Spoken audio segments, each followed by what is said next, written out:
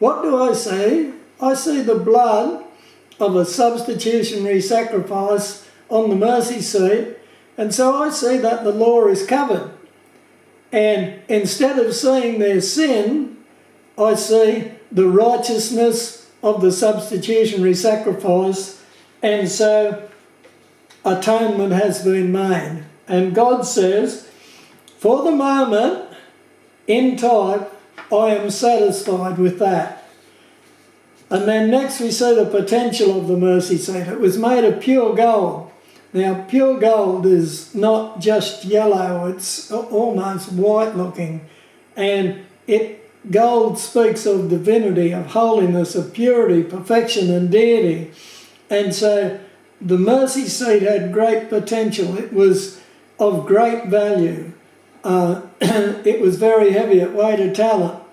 And so it was very heavy, extremely valuable and very heavy. Once it was put in place inside the crown around the Ark of the Covenant, it wasn't something that you would just go along and lift it off. Like you see in the movies that people supposedly discover it, and they lift the mercy seat off with the angels and all that, the cherubim on it. It's a pipe dream. It was really, really heavy. And certainly one person would really struggle to lift it off. But when we look at the mercy seat, it was a treasure. It was something extra, extra special. It was beaten work, so it wasn't moulded, so it was a one-off. It was totally unique. Its actual monetary value cannot be calculated. Imagine if you found the Ark of the Covenant and you went along to the Jews and you said to them, what's this worth? Well, apart from its value as gold and all that, it had an intrinsic value that makes it a treasure beyond your wildest dreams.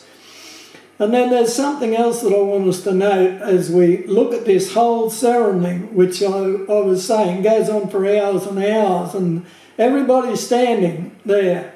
And it's strange that in the tabernacle there was nowhere for anyone to ever sit down. Now that's a strange thing, isn't it? There was no chairs, no seats, no benches, nothing. The people stood before the Lord, or they bowed upon their faces to the ground. This is all the general people. The priests stood continually before the Lord. They never sat down or rested, but were continually in service, fulfilling their office. There was no provision made for them to sit or to rest or to recline. And this is a very important thing for us to understand. In the tabernacle, the only seat was the mercy seat, and God sat in judgment there. And it wasn't the sort of place you would sit down in front of, let me tell you.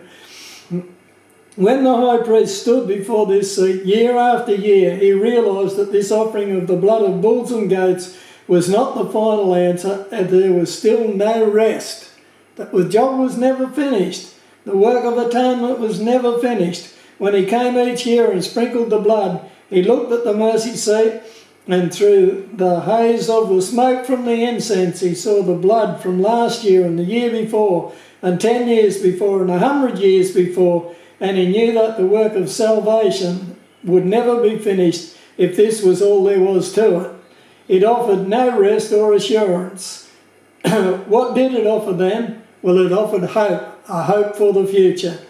A hope that God in his mercy would someday turn this shadow into substance and provide a sin offering that completely satisfied the righteous demands of a holy God, giving satisfaction for sin once and for all and forever.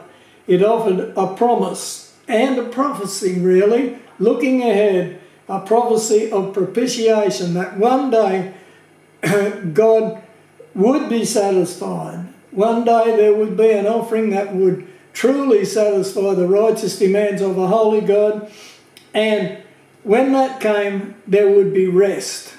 They wouldn't have to do it again. And I think we'll leave it there for that one.